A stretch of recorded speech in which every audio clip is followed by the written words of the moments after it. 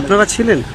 আমি ছিলাম না না না না, অসংখ্য মানে আপনার যদি মিডিয়া যদি বলেন জনসমুদ্র, তাহলে আমাকে বলতে হবে কি জনপুকুর হয়েছে, ওটা জনপুকুর। দেখছেন না এতদিন যাচ্ছিল আইএসএফ এর যিনি এমএলএ, তিনি যাচ্ছিল এতদিন 21শে জুলাই, এতদিন উনি যাচ্ছিল মঞ্চে। আজকে দেখছেন না আইএসএফ এর যে প্রতিষ্ঠাতা তিনি ছুটছে, তার মানে কি বাজার খারাপ? কি গো, বাজার খারাপ বলে এখন আইএসএফ এর প্রতিষ্ঠাতাই ছুটছে, বুঝতে পারছেন না? ওদের আমি হারাম করে দেবো। বিজেপির বি টিম, বিজেপিকে সুবিধা করার জন্য ওরা উঠে পড়ে লেগেছে। বিজেপির পাটাকে শক্ত করতে হবে, এসব ধান্দা। প্রথম কথা হচ্ছে কাসম সিদ্দিকী, ওইটা 21শে জুলাই নয়, ওটা 21শে জানুয়ারি। তা আপনি যে বলছেন এটা জনসভা নয়, এটা জনপুকুর।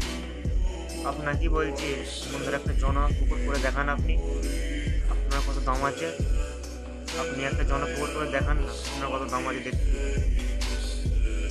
আপনি যে বলছেন বিজেপির দালাল আব্বাস সিদ্দিকী নওশাদ সিদ্দিকী বিজেপির দালাল না, বিজেপির দালাল হচ্ছে আপনি। আর আইএসএফ এর মাথা খারাপ হয়ে যায়, এটা আপনার মাথা খারাপ হয়ে গেছে। আপনার কোনো জীবনের দাম নাই।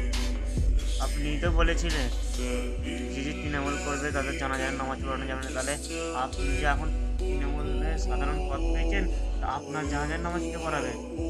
আপনার টিএমসি মমতা ব্যানার্জি পড়াবে না